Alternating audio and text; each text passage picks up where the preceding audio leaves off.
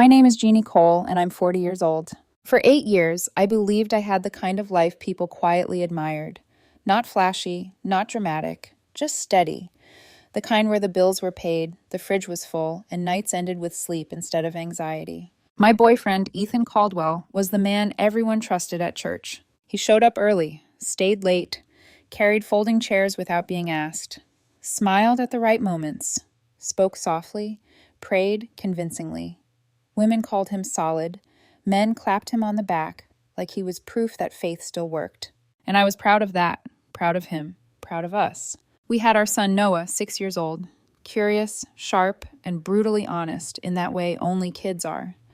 The kind of child who says the quiet part out loud without realizing there is a quiet part. Noah needed an activity, something constructive, something that would keep him from dismantling my living room out of boredom. We tried soccer. He hated running. Karate lasted 2 weeks before he announced it was too loud and not useful. I was running out of ideas when Ethan came home one Sunday with that purposeful glint in his eye. "There's a piano tutor," he said, like he was offering salvation. "A piano tutor," I repeated. "She plays sometimes during services," he went on. "Name's Tessa, teaches on the side, really good with kids." He emphasized that last part, too carefully. I didn't push back. Piano sounded harmless, better than another abandoned sport. So we invited Tessa over to see if Noah would even be interested. She arrived right on time, carrying herself like someone who knew exactly where she belonged. Polished but approachable, warm smile, calm voice. She complimented our home the moment she stepped inside, subtle, effortless. Noah approached the keyboard cautiously, then started pressing keys like he was decoding a secret language. Tessa laughed softly. "He's not afraid of it," she said. "That's a good sign." Ethan hovered nearby, watching closely. Too closely, now that I think about it. The rate was reasonable. The schedule was simple. Tuesdays and Thursdays at 6. At first, everything really was normal. Noah practiced. Tessa taught. Ethan stayed in the room sometimes, offering encouragement like a proud parent. I cooked, folded laundry, answered emails. I trusted my home. I trusted my partner. I trusted the church. March passed quietly. Noah learned scales, simple melodies. He even started showing off. Ethan started calling Tessa a godsend. It felt dramatic, but church people talked like that. Then April came, and the changes didn't arrive loudly. They slipped in gently, like perfume. Ethan started dressing better on lesson days. Not formal, just intentional. Shirts that fit, hair styled, a fresh shave around 5:30, like he had somewhere important to be. One evening I noticed cologne, not his usual. "You smell nice," I said casually. His smile was quick, tight, just trying to take better care of myself. Fair enough. Then the candles started. On Tuesdays and Thursdays, the house smelled like vanilla or lavender. Candles Ethan usually saved for holidays. "It helps Noah focus," he said. "Sets the mood." The lessons started running long. An hour became an hour 15, sometimes more. "Tessa's thorough," Ethan said. "She really believes in Noah." And then came the suggestions. Not demands, suggestions. "Overtime might be good this month. We could put more into Noah's development. You're doing great at work. Maybe stay late?" I told myself he was being supportive. I told myself I was lucky. But things stacked up. Ethan's phone never left his hand anymore. Screen always face down. Notifications off. Bathroom trips included. He seemed happier too. Not peaceful. Energized. Humming. Smiling at nothing. I remember thinking, maybe we're finally hitting our stride. Then came a random Thursday in May. I came home exhausted. Noah's lesson had already ended. Tessa was gone. Ethan was in the kitchen, making dinner like it was any other night. Noah was on the living room floor, smashing toy cars together. I sat beside him, too tired to care about my shoes still being on. He looked up at me and asked, casually, innocently, "Mom, why was Daddy yelling yes at Miss Tessa upstairs?" My brain stopped. "What do you mean, honey?" I asked, forcing my voice steady. "During piano," he said. "Sometimes Daddy and Miss Tessa go upstairs. She tells me to keep practicing. They say they're getting supplies." My stomach dropped. "And then Daddy gets loud," Noah continued. "Miss Tessa, too." From the kitchen, Ethan called out cheerfully, "Dinner's almost ready." Noah ran off to wash his hands. I stayed frozen. Kids don't invent things like that. Suddenly, everything made sense. The clothes, the candles, the phone, the overtime nudges, the happiness that didn't belong to me.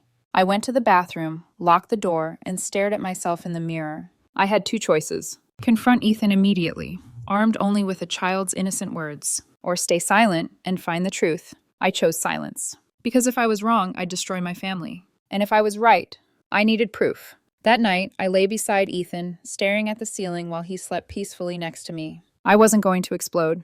Not yet. First, I was going to know. I didn't confront Ethan. That decision sat in my chest like a stone, heavy, uncomfortable, but necessary. The next few days, I played my role perfectly, smiled when I was supposed to, asked about his day, sat through dinner like my world wasn't cracking quietly at the seams. I watched him closely now, every gesture suddenly loaded with meaning. Once you see the pattern, you can't unsee it. I started small, testing reality. On Saturday, I came home early from running errands. No warning text, no call. I unlocked the door, expecting something. Nothing. Ethan was on the couch with Noah, watching cartoons like the picture-perfect dad everyone adored. He looked up, surprised, but relaxed. "Hey," he said, "you're early." I nodded. Traffic wasn't bad. If there was guilt, he hid it well. But that didn't prove anything. People don't cheat every minute of every day. I knew that. The lesson days were Tuesdays and Thursdays. That's where the truth lived. On Monday night, I brought up neighborhood safety over dinner. "There were a couple break-ins near Oak Street," I said casually. "I was thinking maybe we should add another camera, just for peace of mind." Ethan didn't even hesitate. "Yeah, that's smart, especially with Noah." That was all the permission I needed. The next day, while Ethan was at church helping set up for an event, I installed a small camera in our bedroom, hidden inside a smoke detector casing. It fed directly to an app on my phone. Motion activated, quiet, invisible. I hated myself while I did it. But hate didn't outweigh fear. Tuesday came. Lesson day. Ethan kissed me goodbye that morning like always. Told me he loved me. Asked if I'd be working late. "I might," I said. He smiled. "Good, overtime's nice."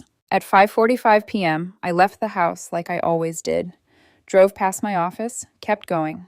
I parked in a grocery store lot 3 blocks away, hands shaking as I opened the app. 6:02 p.m. Noah was in the living room, seated at the piano. 6:11 p.m. Tessa arrived. She smiled at Noah, set her bag down. Ethan entered the frame moments later. They exchanged a look, not friendly, not casual, intimate. My throat tightened. 6:27 p.m. Noah practiced scales. 6:34 p.m. Tessa leaned down, said something to Noah. He nodded. Then, exactly like he'd described, Ethan and Tessa walked out of frame together. Up the stairs. The bedroom door opened. They stepped inside. Ethan closed the door. I watched for 2 minutes. That's all I could take. Hands over my mouth, chest burning, vision tunneling. There are some things your brain refuses to process in real time. It saves them. Files them away under later when survival isn't at risk. I shut the app and sat there in my car, shaking so badly I thought I might pass out. I didn't scream. I didn't cry. I didn't drive home and burn the house down like every instinct demanded. Because anger is loud. But strategy is quiet. That night I backed up the footage. Then again. Then again. Cloud storage. External drive. Email draft I never sent. By the time I slept, if you could call it that, I'd already crossed a line I couldn't uncross. And I wasn't done. A few days later, while Ethan was in the shower, I picked up his phone. I knew his passcode. He'd never bothered to change it. That detail hurt more than anything else. I found a messaging app I'd never seen before. Hidden. Notifications disabled. Months of messages. Planning, jokes, complaints. They talked about me like I was furniture. Reliable, useful, invisible. One message from Tessa made my hands go numb. "He's a good father, just not present. You deserve someone who actually sees you." I laughed, out loud, because she was sleeping with the father of my child in my bed while my son practiced piano downstairs, and somehow she thought she was the one with moral clarity. Ethan's messages were worse. Complaints about responsibility, about being stuck, about how peaceful things felt with her. I screenshot everything, organized it, labeled dates, built a timeline so clean a lawyer would cry tears of joy. I also started documenting Noah, not manipulating him, not leading him, just listening. I'd ask casually, "How was piano today?"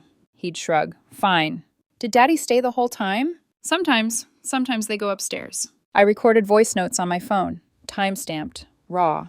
One night he asked, "Why do grown-ups need supplies so much?" I nearly broke. By late June, I had enough evidence to destroy the life Ethan had carefully curated. But I didn't want chaos. I wanted consequences. I met Isaac, a family law attorney I'd known through work. Coffee shop, quiet corner. I showed him everything. He didn't interrupt. When I finished, he leaned back and exhaled slowly. Do you have any formal agreement about the house? Yes, I said. Down payment agreement. Written, signed, before Noah was born. Isaac smiled grimly. That helps. A lot. And custody? I asked. He didn't sugarcoat it. Adultery alone doesn't always move the needle. But exposing a child to it? That's different, especially with documentation. I nodded. What about telling people? I asked. Publicly. Isaac's eyes sharpened. Truth isn't defamation. Evidence matters. And context matters. That night I made my decision. I wasn't just leaving. I was going to expose them where their power lived. Their church. The hardest part wasn't the planning. It was pretending. Sitting next to Ethan in church while he sang worship songs. Watching Tessa play piano like nothing was wrong. Smiling at people who trusted them. Every Sunday felt like swallowing glass. But I stayed quiet. Because when I finally spoke, I wanted the truth to hit all at once. And I wanted there to be nowhere left for them to hide. The week before it happened felt unreal. Like I was moving through someone else's life, wearing my own face. Ethan had no idea. That was the part that stunned me the most. He still kissed my cheek in the mornings, still asked if I wanted coffee, still talked about church logistics like his world wasn't built on sand. Tessa still showed up twice a week, smiling at Noah, praising his progress, carrying her neat little bag like she wasn't walking into a crime scene every Tuesday and Thursday. And I let it all happen, because timing matters. I coordinated everything quietly. I called my sister Megan, who lived a few hours away, and told her the truth. She didn't interrupt me once. When I finished, she said, I'll take Noah. Say when. That's family. I met with Isaac again. Divorce papers drafted, custody filing ready, evidence organized, every file labeled, backed up, duplicated. No gaps, no panic. The plan was simple. Expose them on Sunday. File on Monday. Serve papers by Tuesday. No time for them to spin the narrative. No time to cry to the right people or rewrite history. The church was holding a special service that weekend. Potluck Sunday. Big attendance. Nearly 200 people. Families, volunteers, leadership. Maximum visibility. Saturday night, Ethan was in full church mode. Coordinating dishes. Talking about seating. Humming worship songs while he chopped vegetables. Noah bounced around asking if Miss Tessa would play piano the next day. I packed Noah's overnight bag after he went to bed. Ethan didn't notice. I barely slept. Just stared at the ceiling, replaying everything, making sure I hadn't missed a step. Sunday morning came like it always did. Ethan dressed carefully. Ironed shirt, polished shoes, church face on. I watched him in the mirror and felt nothing. No anger, no sadness. Just clarity. At the church, Ethan went inside early to help set up tables with the volunteers. Tessa arrived soon after, slipping toward the piano like she belonged there. I found Pastor Mark before service started. I need a few minutes to speak to the congregation, I said. He looked surprised. About what? Something that affects this community. He studied my face. Something in my expression must have warned him. After worship, he said slowly, briefly. That was all I needed. The service began. Songs about faith, loyalty, truth. Tessa played piano. Ethan sat in the front row, hands folded, eyes closed, the picture of devotion. I sat in the back with Noah, my phone heavy in my pocket, my heart steady. Worship ended. Pastor Mark stepped up. Before today's message, one of our members has something to share. I stood. Every step down the aisle felt unreal, like the room was underwater. Ethan turned first, confused, smiling. Then his expression shifted. He knew. Tessa went pale. I took the microphone. I'll keep this brief, I said, my voice calm, controlled. Most of you know me. I've been part of this church for years. My partner Ethan volunteers here. Our son attends Sunday school here. A pause. I'm speaking today because this community deserves the truth. Ethan stood halfway. Jeannie. I raised a hand. Sit down. And he did. For the past 3 months, I continued, Ethan has been having an affair with our son's piano tutor, Tessa, inside our home during piano lessons, while our 6-year-old practiced downstairs alone. The silence was absolute. You could hear someone drop a phone. I have video evidence, I said. Messages, dates, times, this is not a misunderstanding. Tessa shook her head violently. This is inappropriate. You'll have time to talk to your lawyers, I said, turning to her. Not here. Phones came out. People whispered. Someone gasped. These 2 people lead here, I went on. They teach. They volunteer. They present themselves as moral examples. And then they went into my home and traumatized my child. Pastor Mark stepped forward. Jeannie, maybe we should... No, I said softly. Everyone here deserves to know who they've been trusting. I held up my phone, pulled up screenshots, messages planning meetings, jokes about me being busy and clueless. Ethan's face collapsed. I'm filing for divorce tomorrow, I said. Custody is already in motion. And Ethan, I looked directly at him now. You will stay away from me and our son. The room exploded. Crying, shouting, arguments. Phones recording from every angle. I handed the microphone back to the pastor and walked out. I picked Noah up from Sunday school before the noise reached him. We left through the side door. Ethan didn't follow. He couldn't. The story had already escaped him. By Monday morning, the church was in chaos. By Tuesday afternoon, Ethan had been served. I didn't answer his calls, not one. I sent a single text. Noah is safe. Speak to my lawyer. By Wednesday, both Ethan and Tessa were removed from all volunteer roles. Tessa was barred from playing piano. Ethan's leadership position disappeared overnight.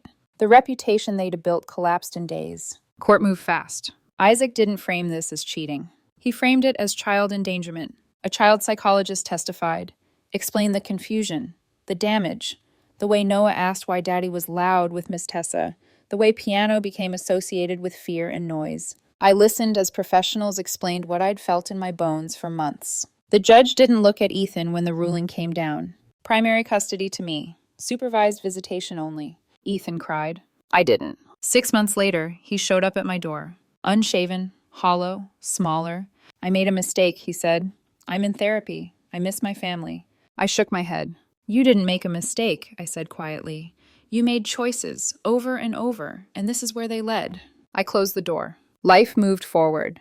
Noah stopped piano, said it made his stomach hurt. I understood. Later, much later, I started dating again. Slowly, carefully. Peace came back in pieces. Ethan still lives nearby. I see him sometimes at school events, with his court-appointed supervisor standing a few feet away like a shadow. That's the price of betraying your child. And that's where this story ends.